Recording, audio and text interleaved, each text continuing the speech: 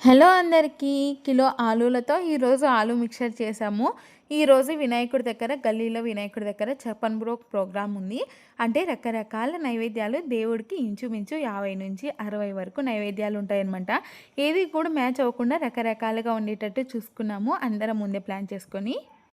వినాయక చవితి వచ్చినప్పటి నుంచి దేవుడికి నైవేద్యం పెట్టడమేమో కానీ ఇంట్లో ప్రసాదాలు ఉండడం అయితే చాలా ఎక్కువైపోతుంది. మొన్న వరకు ఇంట్లో వినాయకుడు ఉన్నాడా ఎన్ని రకాల ప్రసాదాలు చేశామో, ఈరోజైతే ఇంకా రోజు స్వీట్లు తిని తిని ఇంకా బోర్ కొట్టేసి ఈరోజు ఇలా ఆలు మిక్చర్ చేశాము. ప్రాసెస్ అయితే చాలా ఈజీ. ఆలులను పీల్ తీసేసుకొని సన్నగా తురుముకోవాలి. ముందే చెప్తున్నాను, అలా సన్నగా కాకూడదు, అలా పెద్దగా కాకూడదు. మీడియంగా తురిమేసుకొని వాటిని సాల్ట్ వాటర్‌లో మంచిగా కడిగి టైం ఉంటే ఫ్యాన్ కింద, లేకపోతే క్లాత్‌లో తడి ఎళ్ళేంత వరకు తుడుచుకొని తర్వాత ఆయిల్‌లో డీప్ ఫ్రై చేసుకోవడమే. ఆయిల్‌లో డీప్ ఫ్రై చేసేటప్పుడు చాలా జాగ్రత్తగా చేసుకోవాలి. ముందైతే వేగినట్టు ఉంటాయి, కానీ లాస్ట్‌లో అయిపోయే స్టేజ్‌లో మాత్రం నల్లగా మాడిపోతాయి. ముందే చూసి తీసుకోవాలి. ఆలు మిక్చర్‌తో పాటు మైసూర్ పాక్ కూడా తీసుకెళ్ళాము. దేవుడికి నైవేద్యం అంటే స్వీట్ కంపల్సరీ కదా!